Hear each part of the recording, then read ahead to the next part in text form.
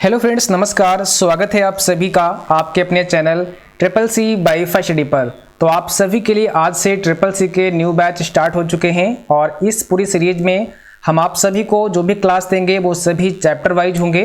तो आज के इस क्लास में चैप्टर नंबर 1 का पार्ट नंबर 1 होगा, ठीक है। और इसके बाद आपको चैप्टर नंबर 1 से पार्ट नंबर 2 मिलेगा। तो प्रत्येक चैप्टर से 2 से 3 क्लास हम आपको कराएंगे ताकि प्रत्येक चैप्टर से आपको क्वेश्चन तैयार हो जाएं और ऐसे क्वेश्चन तैयार हो जाएं जो आपके ट्रिपल सी एग्जाम में आने के ज़्यादा चांसेस हो, ठीक है। तो पूरा आप लोग सीरीज फॉलो करें। काफ़ी दिनों से आप लोग कमेंट कर रहे थे कि सर क्लास कब से स्टार्ट होगा, तो आप सभी के लिए क्लास स्टार्ट हो चुके हैं। बस अब आपको मेहनत से क्लास को देखना है और अच्छे से उनके नोट्स भी बनाने हैं और उनको पढ़ना है, ठीक है। और आप सभी को बता दें कि आप हमारी वेबसाइट www.triplec-by-first.com पर भी विजिट कर सकते हैं।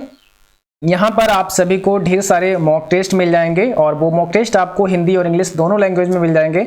साथ ही साथ आप इंपॉर्टेंट क्वेश्चन भी वहाँ से पढ़ सकते हैं और उनके PDF भी डाउनलोड कर सकते हैं। तो आप वेबसाइट पर जरूर विजिट करें अगर आप अच्छे तरीके से ट्रिपल सी एग्जाम की तैयारी करना चाहते हैं। इसके साथ साथ अगर आपका कोई भी सवाल है या फिर कुछ भी आप पूछना चाहते हैं तो आप मुझे कमेंट में पूछ सकते हैं या फिर मुझे इंस्टाग्राम पर भी मैसेज करके पूछ सकते हैं। सभी लिंक जो है डिस्क्रिप्शन में दे दिया है जहां से आप ज्वाइन कर सकते हैं और टेलीग्राम चैनल को भी आप ज्वाइन कर लीजिए क्योंकि वहां पर भी आप सभी के लिए समय समय पर PDF और जो इन्फॉर्मेशन होती हैं वो आपको मिलती रहती हैं। तो चलिए शुरुआत करते हैं, ठीक है।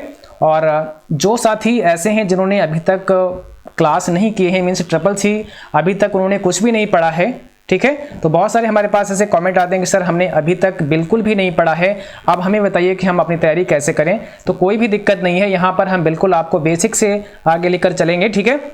आप ये जो पहला क्लास हम आपको दे रहे हैं, इसके बाद जो भी आपको क्लास दिए जाएं उनको आप बिल्कुल भी मिस ना करें, आप डेली करें क्लास, ठीक है। उसके बाद में जो चीज़ें हम आपको आगे बताएं उस तरीके से अगर आप पढ़ाई करेंगे तो निश्चित रूप से आप अपने एग्जाम को बहुत ही आसानी से एक अच्छी ग्रेड में जरूर पास कर पाएंगे। चलिए, आज का सबसे पहला प्रश्न आपकी स्क्रीन पर आ चुका है। गुड इवनिंग टू ऑल, आप सभी का हार्दिक स्वागत है और सभी साथी एक बार क्लास को भाई शेयर जरूर कर देना, ठीक है। तो सभी लोग एक बार क्लास को शेयर जरूर कर दें ताकि जो भी और साथी हैं वो सब इस क्लास में आ सकें, ठीक है। तो अपने दोस्तों में जरूर आप लोग शेयर करें।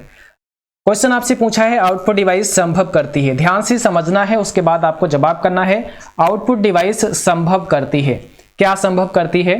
डेटा को देखना एवं प्रिंट करना, डेटा को स्टोर करना, डेटा को इनपुट करना या फिर इनमें से कोई नहीं। तो आप लोग बताएंगे कि भाई आउटपुट डिवाइस क्या संभव करती है।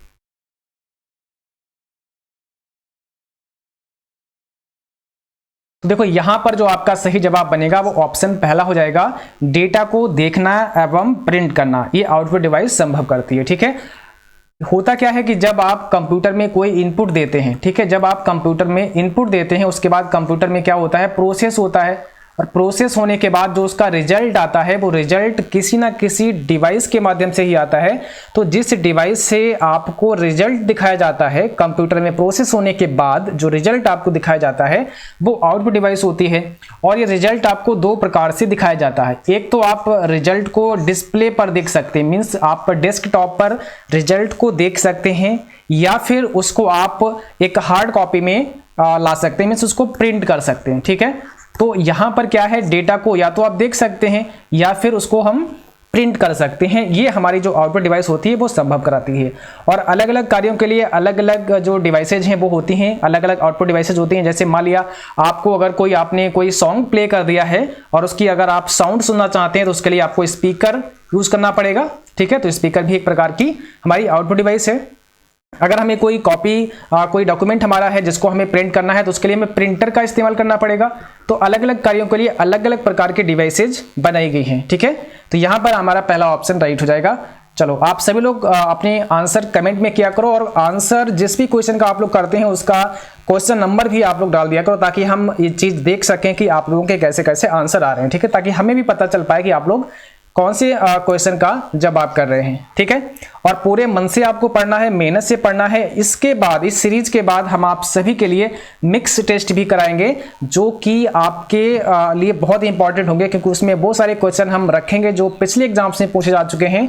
और वो मिक्स टेस्ट करने से आपको एक फायदा ये मिलेगा कि आपको पता चलेगा कि आपके ट्रिपल सी एग्जाम में किस प्रकार से क्वेश्चन पूछे जाते हैं और कैसे उनके आपको जवाब करने हैं, ठीक है। तो वो सारी चीजें भी आपको समय समय पर आगे मिलती रहेंगी। साथ साथ आपको PDF वगैरह भी हमारी वेबसाइट पर मिलते रहेंगे, तो वहां पर भी आप विजिट कर सकते हैं। क्वेश्चन नंबर 2 आपको बताना है, निम्न में सबसे तेज, सबसे बड़ा और सबसे महंगा कंप्यूटर कौन सा है। सबसे तेज, सबसे बड़ा और सबसे महंगा कंप्यूटर आपसे पूछ लिया है, तो आपको अपना आंसर यहां पे बताना है। बताइए कौन सा होगा यहां पे सही जवाब।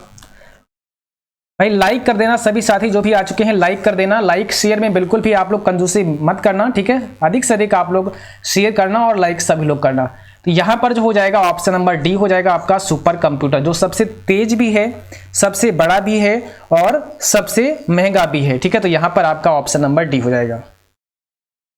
क्वेश्चन नंबर 3 में आपसे पूछा है, गणना कार्य के लिए निम्न में से किसका प्रयोग होता है। आपको बताना है गणना कार्य में निम्न में से किसका प्रयोग होता है। देखो इस सीरीज को फॉलो करने से आपको कई फायदे मिलेंगे। एक तो जब हम आपको चैप्टर वाइज सीरीज कराते हैं, तो चैप्टर वाइज में क्या होता है, टोटल आपके चैप्टर कितने हैं, 9 चैप्टर हैं। टोटल आपके ट्रिपल सी एग्जाम में 9 चैप्टर हैं।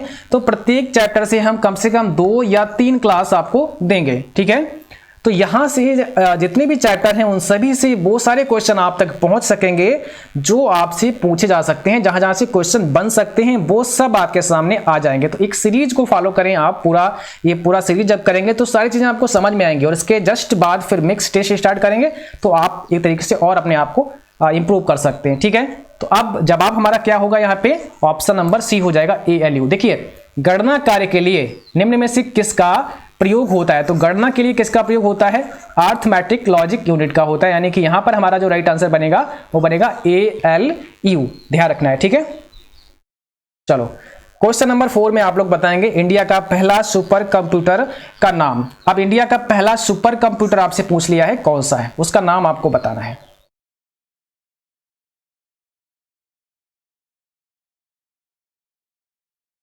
भारत का पहला सुपर कंप्यूटर कौन सा है। तो यहां पर जो राइट आंसर होगा ऑप्शन नंबर बी हो जाएगा, परम 8000, जो कि भारत का पहला सुपर कंप्यूटर है, ठीक है। परम 8000 ध्यान रखना है। चलिए इसके बारे में कुछ और हम आपको बताते हैं।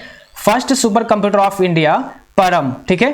परम क्या है, एक सीरीज है। परम is a series of super computers designed and assembled by the centre for development of advanced computing, यानी कि CDAC के द्वारा ये सीरीज जो है बनाई गई। और ये जो है कहां बना है, पुणे में बना है, और पुणे इंडिया में ये बनाया गया है, ठीक है। तो परम जो है वो एक सुपर कंप्यूटर की क्या है, एक सीरीज है, ध्यान रखना है, ठीक है। और इस सीरीज में जो कंप्यूटर आए हैं आपके सामने वो है परम 8000। ये सबसे पहला सुपर कंप्यूटर है परम सीरीज का, परम 8000, जो कि रिलीज हुआ 1991 में, यानी कि 1991 में ये जो परम 8000 सुपर कंप्यूटर है ये रिलीज किया गया था, ठीक है। चलिए अब अगर बात करें परम सीरीज में जो सबसे लेटेस्ट सुपर कंप्यूटर है वो कौन सा है। तो सबसे जो लेटेस्ट आपका सुपर कंप्यूटर है वो है परम सीरीज का परम ब्रह्मा, ठीक है। और इस सितंबर 2019 में इसको रिलीज किया गया था।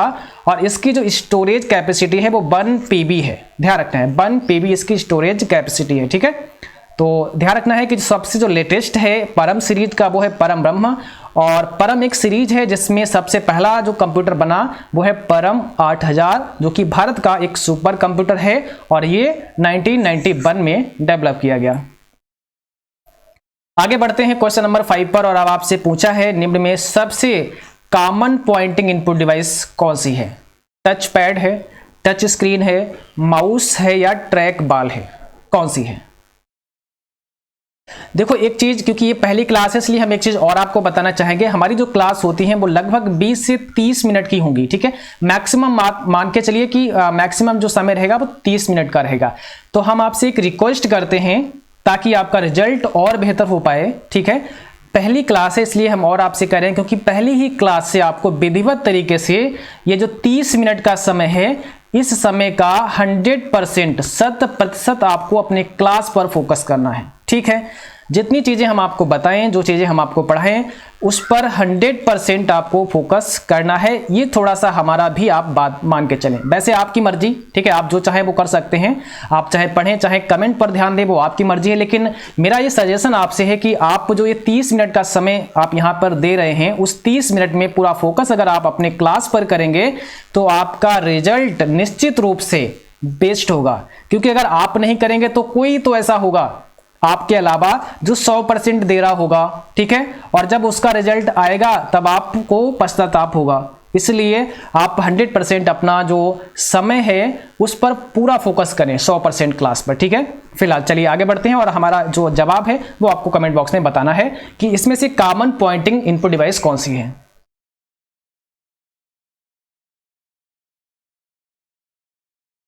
तो यहां पर आपका कौन सा राइट आंसर हो जाएगा? ऑप्शन नंबर सी हो जाएगा। ध्यान रखना है, ऑप्शन सी हो जाएगा, ठीक है। माउस सबसे कॉमन पॉइंटिंग इनपुट डिवाइस अगर आपसे पूछी जाती है तो यहां पर जो होगा वो आपका माउस हो जाएगा। वैसे अगर बात करें तो ये सभी की सभी कैसी डिवाइसेज हैं? इनपुट डिवाइसेज हैं, यानी कि पॉइंटिंग इनपुट डिवाइसेज हैं। सभी की सभी कैसी हैं? पॉइंटिंग इनपुट डिवाइसेज हैं, ठीक है। अच्छा, एक बार आप लोग हमें बताएं कि पॉइंटिंग का मतलब क्या होता है, पॉइंटिंग इनपुट डिवाइस में क्या डिफरेंस है। अगर हम यहाँ पे लिखें कि कीबोर्ड क्या है, कीबोर्ड क्या है, कीबोर्ड एक प्रकार का क्या है, तो ये इनपुट डिवाइस है या फिर इसको हम पॉइंटिंग इनपुट डिवाइस कह सकते हैं? क्या इसको बोलेंगे बताइए। अगर आपसे क्वेश्चन आ जाए कि कीबोर्ड एक प्रकार का पॉइंटिंग इनपुट डिवाइस है और ये ट्रू एंड फॉल्स में आ जाए तो आप इसको ट्रू करेंगे या फॉल्स करेंगे बताइए, ठीक है। स्कैनर, स्कैनर क्या है? एक प्रकार का इनपुट डिवाइस है। अगर हम आपसे पूछें कि स्कैनर एक प्रकार का पॉइंटिंग इनपुट डिवाइस है तो आप इसे ट्रू करेंगे या फॉल्स करेंगे? तो ये दोनों हो जाएंगे फॉल्स, ये भी फॉल्स हो जाएगा और ये भी फॉल्स हो जाएगा। ये इनपुट डिवाइस तो है बट ये पॉइंटिंग इनपुट डिवाइस नहीं है। अब पॉइंटिंग इनपुट डिवाइस होता क्या है? तो ऐसी डिवाइस जो कि चीजों को पॉइंट करता है, ठीक है। जैसे अगर माउस की बात करें तो माउस क्या होता है? पॉइंट करता है, ठीक है। तो माउस आपने देखा होगा कि माउस का एक एरो होता है और जब आप माउस को किसी भी स्थान पर लेकर जाते हैं तो एरो से आप उसे देख सकते हैं, चीज़ों को आप पॉइंट कर सकते हैं। तो ये जो पॉइंट करता है जिसमें पॉइंटर होता है, ठीक है, तो वो होता है एक प्रकार का पॉइंटिंग डिवाइस। तो इनपुट डिवाइस तो हो सकते हैं और भी, लेकिन उनमें से पॉइंटिंग डिवाइस अलग हो सकते हैं। जैसे माउस एक पॉइंटिंग डिवाइस है लेकिन कीबोर्ड एक पॉइंटिंग डिवाइस नहीं है, स्कैनर एक पॉइंटिंग डिवाइस नहीं है बट इनपुट डिवाइस है। तो ये भी थोड़ा आप जान के चले आगे, ठीक है। चलो क्वेश्चन नंबर 6 में आपसे पूछा है, निम्न में कौन सी डिवाइस प्रिंटेड टेक्स्ट को इनपुट की तरह इस्तेमाल करती है? कौन सी डिवाइस प्रिंटेड टेक्स्ट को इनपुट की तरह इस्तेमाल करती है? OCR, OMR, MICR या ऑल ऑफ दीज?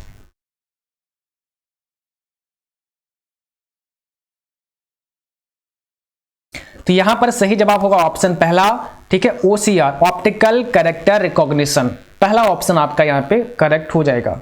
चलो क्वेश्चन नंबर 7, कंप्यूटर द्वारा उत्पन्न परिणाम कहलाता है। कंप्यूटर के द्वारा जो परिणाम उत्पन्न होता है वो क्या कहलाता है? डाटा कहलाता है, मेमोरी कहलाता है, आउटपुट कहलाता है या इनपुट कहलाता है? क्वेश्चन नंबर 7 में आपका जवाब क्या होगा बताइए। कंप्यूटर द्वारा उत्पन्न परिणाम कहलाता है, तो सिंपल सी बात है, कंप्यूटर के द्वारा जो भी परिणाम उत्पन्न होता है उसे हम कहते हैं आउटपुट, ठीक है। तो जब कंप्यूटर प्रोसेस करता है उसके बाद जो रिजल्ट दिखाता है वो रिजल्ट क्या होता है? उस रिजल्ट को हम कहते हैं आउटपुट, ठीक है। और रिजल्ट हमें कहां से मिलता है, किस डिवाइस के माध्यम से मिलता है? तो ये रिजल्ट हमें आउटपुट डिवाइसेज के माध्यम से प्राप्त होता है। क्वेश्चन नंबर 8 में आपको बताना है, निम्न में कौन सी मेमोरी रीड एवं राइट ऑपरेशन को साथ साथ करने की अनुमति देता है? कौन सी मेमोरी ऐसी है जो रीड और राइट दोनों ऑपरेशन को करने का अनुमति प्रदान करता है? रोम, रैम, ईपीरोम या सीडी रोम?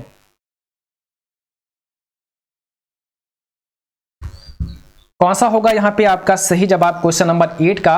तो ध्यान रखना है, ऑप्शन नंबर बी हो जाएगा रैम। रैम का फुल फॉर्म आप सभी को पता होगा, नहीं तो हम आपको बता देते हैं, रैंडम एक्सेस मेमोरी। क्या होता है?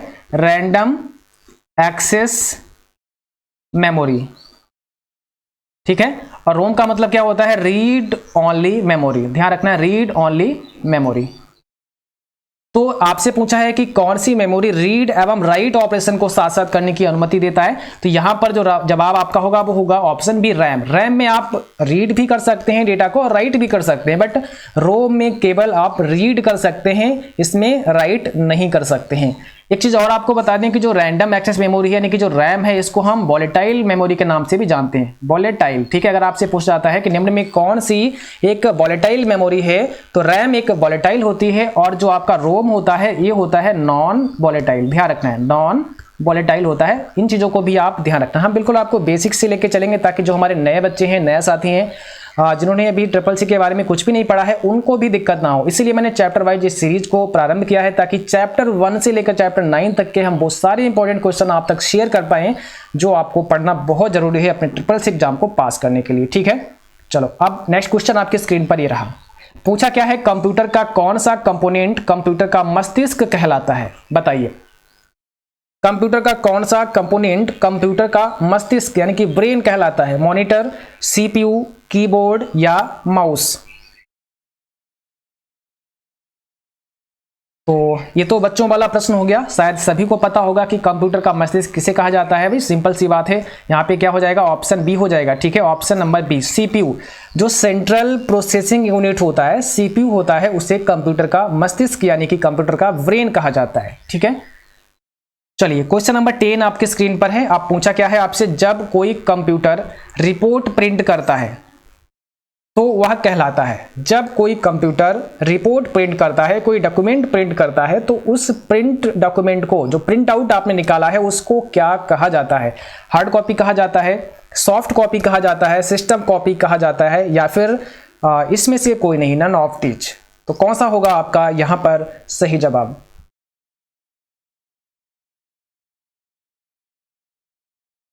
तो यहां पर पहला ऑप्शन राइट हो जाएगा, hard copy. Very good, hard copy कहा जाता है जब कंप्यूटर कोई भी रिपोर्ट प्रिंट कर देता है। प्रिंट करने के बाद जो आपको एक प्रिंट आउट मिलता है, जिसको आप प्रिंट आउट भी कहते हैं, तो उसे हम हार्ड कॉपी के नाम से जानते हैं। ठीक है, दूसरा जो सॉफ्ट कॉपी होती है वो आपके कंप्यूटर पर ही होती है, यानी कि कंप्यूटर के डेस्कटॉप पर आप स्क्रीन पर उसे देखते हैं। अपने मोबाइल फोन में अगर आपके पीडीएफ पढ़ा है, आपने कोई नोट्स डाउनलोड किए हैं और उनको जब आप मोबाइल पर ही पढ़ते हैं, तो वो आपकी एक प्रकार की सॉफ्ट कॉपी कही जाती है। लेकिन अगर आप उसे किसी भी पेज पर जब प्रिंटर की सहायता से प्रिंट कर लेते हैं और जो प्रिंट करने के बाद आपको मिलता है एक प्रिंट आउट, जो प्रिंट आउट मिलता है उसे हम जानते हैं हार्ड कॉपी के नाम से। ठीक है, तो ध्यान रखना है। दूसरा, हार्ड कॉपी में आप संशोधन नहीं कर सकते हैं, यानी कि उसको आप एडिट नहीं कर सकते हैं, लेकिन सॉफ्ट कॉपी को आप चेंज भी कर सकते हैं, उसमें कोई भी एडिटिंग की जा सकती है। इसको भी ध्यान रखना है। ट्रिपल सी एग्जाम में एक ही क्वेश्चन को कई बार पूछ लेते हैं अलग अलग तरीके से। तो पढ़ने का मतलब यही होता है कि अगर आपने कोई भी प्रश्न को पढ़ा है और उस प्रश्न से रिलेटेड अगर किसी भी प्रकार का क्वेश्चन बनता है तो उसका जवाब आपको आना चाहिए, है ना। क्योंकि ये मतलब बिल्कुल नहीं होता है कि जैसा क्वेश्चन हमने सेम पढ़ा दिया है, सेम वैसा क्वेश्चन आपके एग्जाम में आ जाए, ऐसा नहीं होता है। ठीक है, लेकिन क्या होता है कि अगर उस क्वेश्चन से रिलेटेड कोई भी क्वेश्चन आता है तो आपको उसके बारे में पता होता है ऑलरेडी, तो आप उसका जवाब कर सकते हैं। तो इस प्रकार से आपको कुछ पढ़ना है ताकि अगर उससे रिलेटेड कोई भी प्रश्न आपसे आता है तो आप उसका जवाब जरूर कर पाए। क्वेश्चन नंबर 11 अब आपसे पूछा है, निम्न में प्रथम पूर्ण इलेक्ट्रॉनिक कंप्यूटर है। प्रथम पूर्ण इलेक्ट्रॉनिक कंप्यूटर कौन सा है? मार्क 1 है, अबेकस, एनियक या none of these?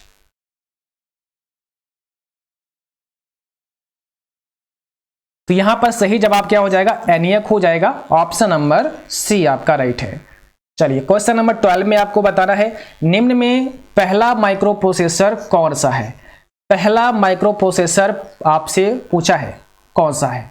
यूनिबैक, IBM 205, ENIAC, Intel 4004। तो पहला माइक्रो प्रोसेसर कौन सा है? यहां पर ऑप्शन नंबर डी हो जाएगा। ध्यान रखना है, इंटेल 4004 जो कि पहला माइक्रो प्रोसेसर है। क्वेश्चन नंबर 3 में आपसे पूछा है, सेमीकंडक्टर ट्रांजिस्टर का प्रयोग किस पीढ़ी में यानी कि किस जनरेशन में किया गया है? सेमीकंडक्टर ट्रांजिस्टर का इस्तेमाल किस जनरेशन में किया गया है? सेकेंड जनरेशन में किया है, थर्ड में किया है, फोर्थ में किया गया है, या फिर नन ऑफ दीज? इसमें से कोई नहीं। कौन सा है आपका राइट आंसर? तो ध्यान रखना है, यहां पर पहला ऑप्शन राइट हो जाएगा, द्वितीय पीढ़ी यानी कि सेकेंड जनरेशन में। ठीक है, चलिए आगे बढ़ते हैं। क्वेश्चन नंबर 14 में देखते हैं क्या पूछा है आपसे। और यहां पर आपसे पूछा है प्रिंटर की गति किस में मापते हैं। प्रिंटर की जो स्पीड होती है, जो गति होती है, वो किस में मापी जाती है, यह आपको बताना है। ठीक है, चलिए तो जवाब करना है कमेंट बॉक्स में, राइट आंसर आपका क्या आएगा। यहां पर जल्दी से आप लोग आंसर भेजो अपने फटाफट से भाई, और शेयर करना आप ना भूलना। जो अभी साथी आए हैं जिन्होंने शेयर नहीं किया है, प्लीज आप सभी लोग शेयर जरूर करें। ठीक है, तो यहां पर पहला ऑप्शन राइट हो जाएगा पीपीएम। ठीक है, ध्यान रखना है पीपीएम, पेज पर मिनट। क्या होता है, पेज पर मिनट में जो प्रिंटर की स्पीड होती है, गति होती है, उसको मापा जाता है। अगला क्वेश्चन पूछा है माइक्रोसॉफ्ट विंडोज का आविष्कार किस जनरेशन में हुआ। कौन सी जनरेशन में माइक्रोसॉफ्ट विंडोज का आविष्कार हुआ।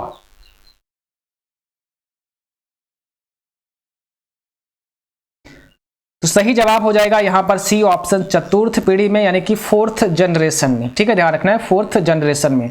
ग्राफिकल यूजर इंटरफेस का विकास किस पीढ़ी में हुआ। ग्राफिकल यूजर इंटरफेस यानी कि GUI। ठीक है, ग्राफिकल यूजर इंटरफेस का विकास किस जनरेशन में हुआ। द्वितीय पीढ़ी में हुआ, तृतीय पीढ़ी में हुआ, चतुर्थ पीढ़ी में हुआ, या फिर ऑल ऑफ दीज।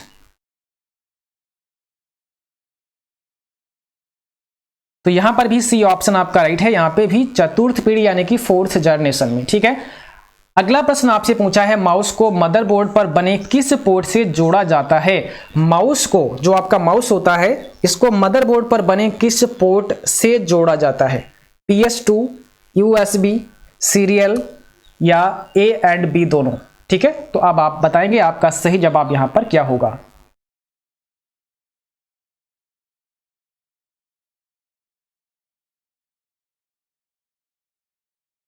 तो ध्यान रखना है यहां पर आपका A एंड B दोनों हो जाएगा, यानी कि ऑप्शन नंबर डी आपका करेक्ट हो जाएगा। माउस को मदरबोर्ड पर बने किस पोर्ट से जोड़ा जाता है, तो उसे हम PS2 पोर्ट से भी जोड़ते हैं और USB पोर्ट से भी हम उसे जोड़ सकते हैं। ठीक है, देखिए आगे चलते हैं और यहां पर हम आपको कुछ दिखाते हैं। जैसे कि आप यहां पे देख सकते हैं स्क्रीन पर, ये आपका है PS2 पोर्ट। ठीक है, जैसा कि यहां स्क्रीन पर आप देख सकते हैं PS2 पोर्ट आप यहां देख सकते हैं। इसमें भी आप अपना माउस जोड़ सकते हैं, और ये तो आप सब जानते ही होंगे USB पोर्ट। तो इस USB पोर्ट में भी आप अपना माउस जोड़ सकते हैं। ठीक है, तो ध्यान रखना है इसमें भी आप अपना माउस जोड़ सकते हैं, USB पोर्ट में भी जोड़ सकते हैं, और जो आपका PS2 पोर्ट है इसमें भी अपना जो माउस होता है उसको आप यहां पर जोड़ सकते हैं। ठीक है, आगे बढ़ते हैं और नेक्स्ट क्वेश्चन पर चलते हैं। अगला यहां पे पूछा है चतुर्थ पीढ़ी के कंप्यूटर में प्रोसेसिंग स्पीड की गणना किस में की जाती है। चतुर्थ पीढ़ी के कंप्यूटर में प्रोसेसिंग स्पीड की गणना किस में की जाती थी, ये आपको बताना है। क्वेश्चन नंबर 18 आपकी स्क्रीन पर है, आपको बताना है राइट आंसर यहां पे क्या हो जाएगा। ठीक है, देखिए आपको बिल्कुल भी टेंशन नहीं लेना है अपने एग्जाम की प्रिपरेशन के लिए, तैयारी के लिए। अभी आप बस क्लास करते रहिए, हम आपके लिए PDF भी तैयार करवा रहे हैं। ठीक है, जो बच्चे PDF की मांग करते हैं तो हम आपके लिए PDF भी तैयार कर पा रहे हैं। जैसे ही वो PDF रेडी हो जाएंगे हम अपनी वेबसाइट पर उसे जरूर पब्लिश करेंगे और आपको बता देंगे कि आपके लिए PDF रेडी है, आप उसे डाउनलोड कर सकते हैं। ओके, तो अभी आपको बस अच्छे से क्लास करने हैं, और इनको बस एक बार मैं फिर कहूंगा कि आप इसे जरूर अपने किसी भी कॉपी पर नोट डाउन करते रहें। जो इंपॉर्टेंट लगे उसको आप नोट डाउन करेंगे तो उससे क्या होगा कि आपका रिवीजन हो जाएगा एक प्रकार से, और आप उनको अच्छे से समझ पाएंगे। फिर वो कभी आपसे भूलेंगे नहीं, आप उनको कभी भूल नहीं सकते। कहने का मतलब ये है। ठीक है, तो यहां पर आपका राइट आंसर क्या बनेगा, पिको सेकंड बनेगा। पहला ऑप्शन करेक्ट हो जाएगा, पिको सेकंड। जितना मन से आप पढ़ते हैं, जितना फोकस आप करते हैं, वैसा मैंने पहले ही कहा आपसे कि अगर आप 100% फोकस करते हैं तो फिर आप चीजों को भूल ही नहीं सकते हैं, वो आपको 100% याद रहेंगी। और जब आपका मन नहीं लगता है, मुश्किल से आपका मन, क्योंकि मन तो आपका कहीं और होता है और आप क्लास देख रहे हैं, पढ़ रहे हैं, तो उसमें क्या है, जो चीजें आप देख रहे हैं, जो चीजें आप पढ़ रहे हैं, उनको आप भूल जाएंगे, उनको आप ज्यादा देर तक याद नहीं रख सकते हैं। ठीक है, तो इस चीज को भी ध्यान रखना है। क्वेश्चन नंबर 19 आप देखिए यहाँ पे लिखा है हाइब्रिड कंप्यूटर क्या है। डिजिटल कंप्यूटर का ही दूसरा रूप है, एनालॉग कंप्यूटर का ही दूसरा रूप है, डिजिटल और एनालॉग का मिश्रण है, या फिर इसमें से कोई नहीं। तो जो हाइब्रिड कंप्यूटर है वो क्या है।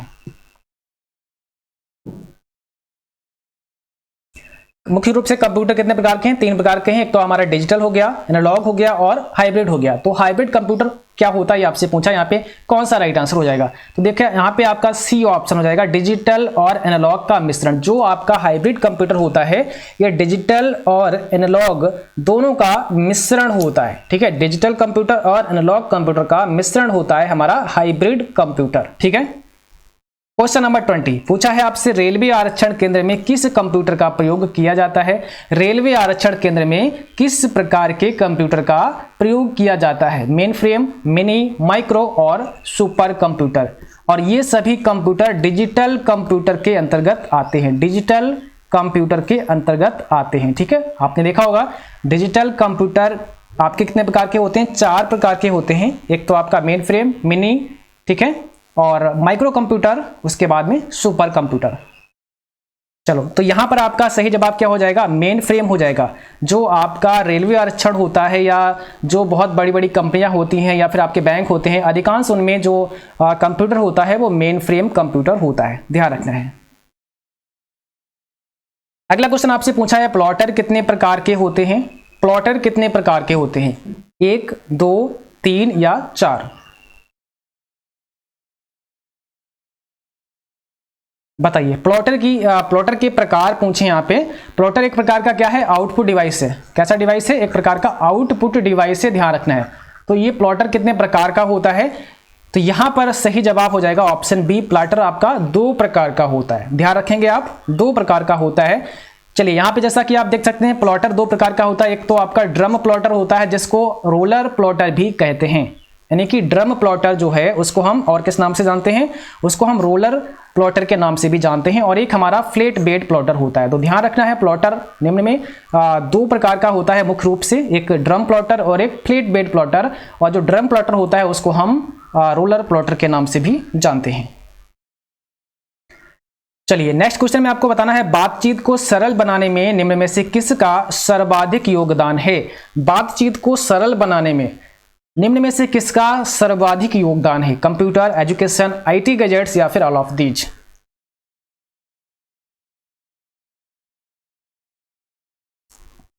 तो सही जवाब हो जाएगा यहां पर आईटी गैजेट्स का। ओके, ध्यान रखना है, ऑप्शन नंबर सी आपका राइट हो जाएगा। नेक्स्ट क्वेश्चन में पूछा है, वर्तमान पीढ़ी के कंप्यूटर में प्रयोग किया जाता है। वर्तमान पीढ़ी के कंप्यूटर में प्रयोग किया जाता है, निम्न में कौन सा आपका राइट आंसर है?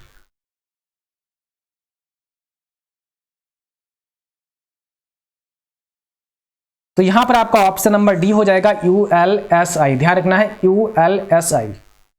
अगला क्वेश्चन आपसे पूछा है, 1 EB यानी कि एक्साबाइट बराबर कितना होता है?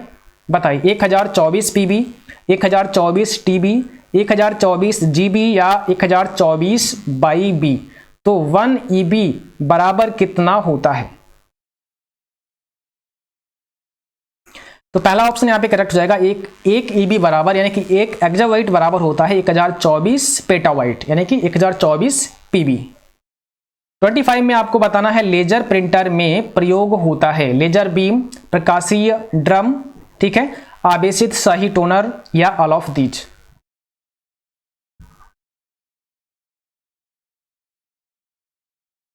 तो 25 में आपका राइट आंसर क्या हो जाएगा? तो यहां पर ध्यान रखना है, डी ऑप्शन हो जाएगा, ऑल ऑफ दीज, इन सभी का। अगला क्वेश्चन पूछा है, निम्न में कंप्यूटर घड़ी की गणना किसमें की जाती है? कंप्यूटर घड़ी की गणना किसमें की जाती है? गीगाबाइट, गीगाहर्ट्ज, मेगाहर्ट्ज या बिट पर सेकेंड? तो यहां पर आपका जो राइट आंसर होगा ऑप्शन नंबर सी हो जाएगा, मेगाहर्ट्ज में, ठीक है। और अगला क्वेश्चन आपसे पूछा है, आधुनिक डिजिटल कंप्यूटर में किस पद्धति का प्रयोग किया जाता है? बाइनरी अंक सिस्टम, दशमलव अंक सिस्टम, अनुरूप अंक सिस्टम या इसमें से कोई नहीं? तो इसमें से आपका राइट आंसर क्या हो जाएगा 27 में, कि आधुनिक डिजिटल कंप्यूटर में किस पद्धति का प्रयोग किया जाता है? तो यहां पर पहला ऑप्शन आपका राइट हो जाएगा, बाइनरी नंबर सिस्टम यानी कि बाइनरी अंक सिस्टम।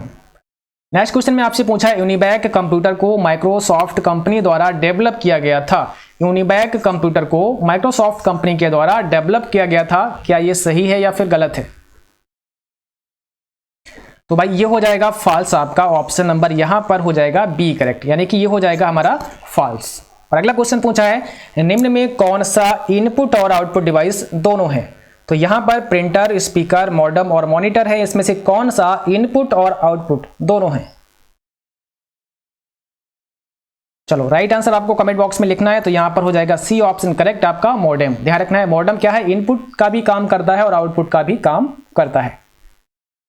अगला क्वेश्चन आपकी स्क्रीन पर ये रहा और पूछा है निम्न में से कौन एक पॉइंटिंग डिवाइस नहीं है। अब आपको क्या बताना है, इसमें से कौन सी एक पॉइंटिंग डिवाइस नहीं है। और हमने आपको स्टार्टिंग में बताया था पॉइंटिंग डिवाइस के बारे में कि पॉइंटिंग इनपुट डिवाइस कौन सी होती है। तो यहाँ पर माउस दिया है, प्रकाशीय पेन यानी कि लाइट पेन दिया है, जॉयस्टिक दिया है और स्कैनर दिया है। अब आपको यहाँ पे ढूंढना है कि इसमें से कौन सी पॉइंटिंग डिवाइस नहीं है। तो यहाँ पर डी ऑप्शन हो जाएगा स्कैनर, जैसा कि हमने पहले ही आपको बता दिया था कि यहाँ पर माउस भी एक पॉइंटिंग डिवाइस है, प्रकाशीय पेन और जॉयस्टिक भी एक प्रकार की पॉइंटिंग इनपुट डिवाइस है, बट स्कैनर आपका ये पॉइंटिंग डिवाइस के अंतर्गत नहीं आता है, केवल आपका इसको हम इनपुट डिवाइस कह सकते हैं। तो आज का क्लास बस यहीं तक था। उम्मीद करता हूं आप सभी को क्लास जरूर पसंद आया होगा। क्लास अच्छा लगा हो इसको लाइक करना बिल्कुल मत भूलिएगा, दोस्तों में शेयर करना भी मत भूलिएगा। और जो भी हमारे नए साथी हैं आप सभी का मोस्ट वेलकम है। आप लोग चैनल को सब्सक्राइब कर लें और फौरन ही आप बेल आइकन प्रेस कर लेना, ताकि जब भी कोई नया वीडियो मिले, आपको नया क्लास यहाँ पर दिया जाए, उसका नोटिफिकेशन आप तक पहुँच सके। ठीक है, और आप हमारी वेबसाइट पर जरूर विजिट करें, वहाँ पर आपको इस प्रकार के ढेर सारे क्वेश्चन मिल जाएंगे और वहां पर आप अपना मॉक टेस्ट भी दे सकते हैं, ताकि आपको ये पता चल पाए कि आपका ट्रिपल्स एग्जाम में किस प्रकार से क्वेश्चन पूछे जाते हैं। तो आप वहां पर जाकर के एक डेमो एग्जाम भी दे सकते हैं, लिंक आपको सारे डिस्क्रिप्शन में मिल जाएंगे। ठीक है, चलिए, और इसके बाद जो अगला क्लास होगा वो होगा चैप्टर नंबर 1 से पार्ट नंबर 2। तो पार्ट नंबर 2 में भी हम आपके लिए बहुत सारे इंपॉर्टेंट क्वेश्चन हैं, उनको हम यहाँ पे डिस्कस करने वाले हैं। तो और दूसरा एक बात और आप लोग ध्यान रखना है कि आपको जो समय दिया गया है 8:30 का, तो 8:30 PM पर आपको समय से अपने क्लास में आ जाना है। ठीक है, यानी कि क्लास देखो मुश्किल से क्लास होता है 20 से 30 मिनट का, और उस क्लास में भी अगर आप 5 से 10 मिनट लेट आते हैं तो फिर आपसे कई चीजें छूट जाती हैं। ठीक है, तो इसलिए आप 2 मिनट पहले ही अपने क्लास में आ जाया करो। ओके, और क्लास आपका जो है वो पूरे फिक्स समय पर 8:30 पर स्टार्ट हो जाता है। तो आज के लिए बस इतना ही। Thanks for watching, thank you, good night to all.